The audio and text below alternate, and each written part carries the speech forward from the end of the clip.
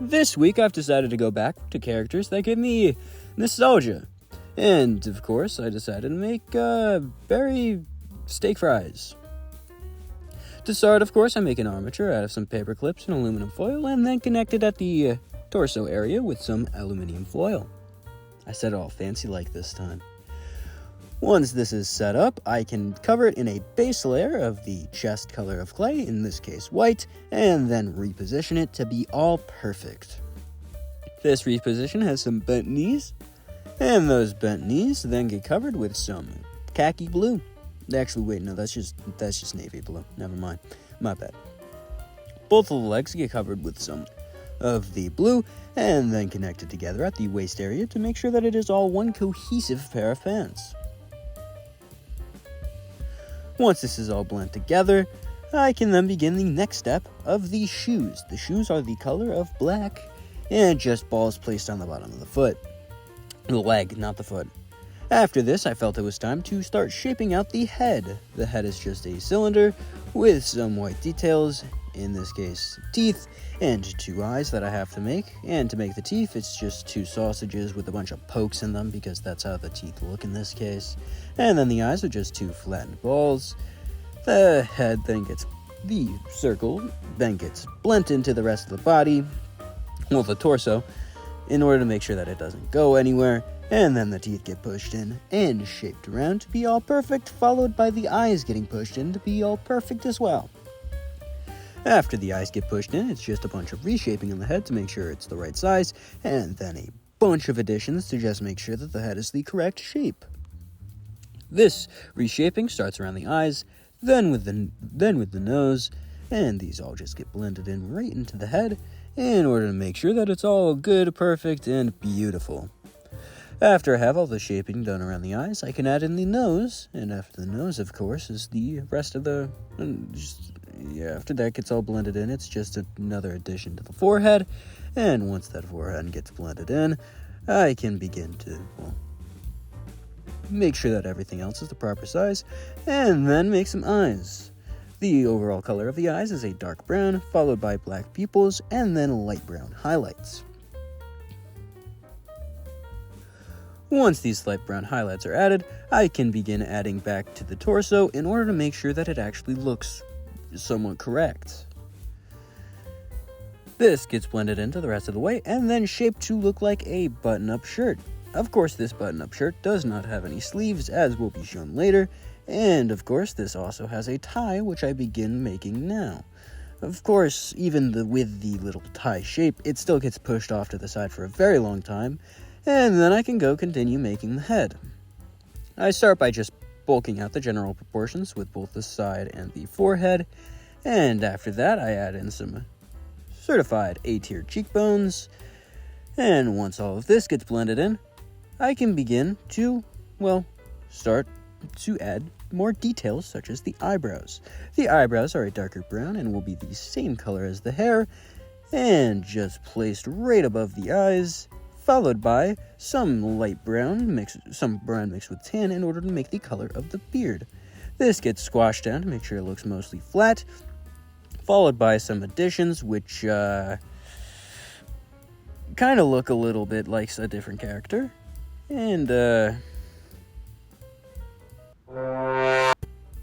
so as you can see, I have to change this up a little bit, and to start doing that I add by making the sideburns of the beard.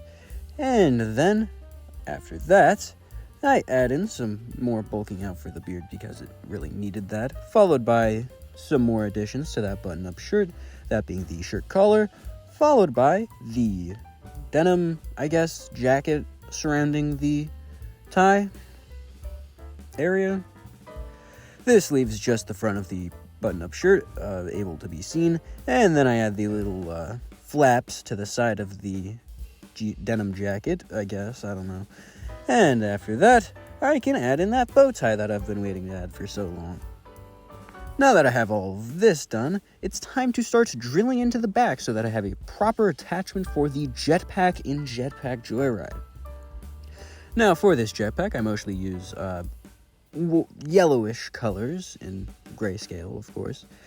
And to start making that jetpack, I first have to make a box out of it. followed by making a little square out of some lighter yellow for later, and then out of that same original color, making 2 little ovals for the boosters. Then I make the, the barrel portion of the miniguns, and, of course, make them look more like barrels by poking indents into the front of them. This gets attached to the other thing that I just made, and then 2 circles are wrapped around each side, and once this is done, I can start adding some details, starting with the darker of the yellowish gray color that most of this jetpack is made out of, adding that to both sides, then adding some more details, such as just little bits and designs across the entire thing. That kind of looks like an Among Us. Well, after that, I realized that I had to add the hair before I could fully finish the jetpack.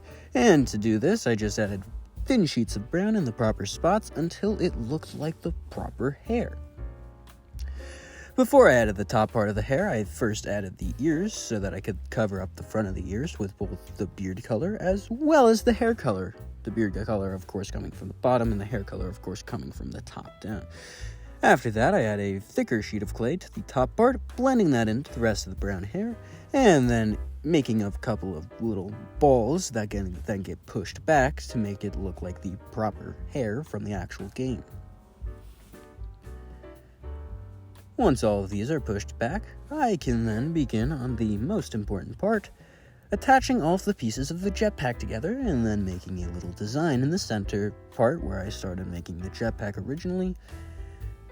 This is just another design similar to the other 2 on the sides, followed by a little gray thing on the top, and then a flat yellow sheet placed as a little head stop.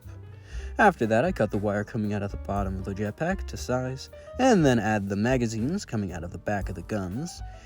And of course, make the designs a little bit nicer by flattening them out and adding a little bit of indent.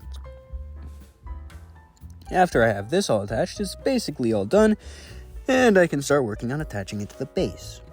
I start by making the little propulsions coming out of the jetpack, and breaking a lot of it. I add some where a bunch of wire would be, as well as the bottom of the guns, and then attach it to some type of base to give it more stability. After breaking it a lot more, I then just keep attaching stuff until I can properly shape it all out, and then I kind of just gave up on that, and the next day, I began remaking the jetpack and stuff so that it was actually physically stable. I mean, I guess it worked after a lot of gluing and a lot of, focus in order to make sure that this thing didn't explode. I basically got it all done fairly quickly. And after I got the jetpack all back together in one piece, I was able to attach the arms, which have been left out for the entire time. The arms are just one full sheet cylinder with the hands cut out of the top part, and then the elbow is bent, and the arm is placed onto the shoulder area, followed by a blue worm that then gets blended in, and made to look like it's ripped off. Well, ripped a little bit, I guess. Then this same process happens on the other arm, and wraps all the way. The blue thing happens again, except this time, now that both arms are done, I can add the little triggers that go into the hands, make the hands grip around the triggers, then attach the jetpack and attach those triggers to the jetpack. Now that this is done, basically the only thing left to do is actual stability, which is basically done right there. I basically just add back all of the yellow parts from before, and after I add all of those, I then push it down into the bottom of the thing, and with that, it's done.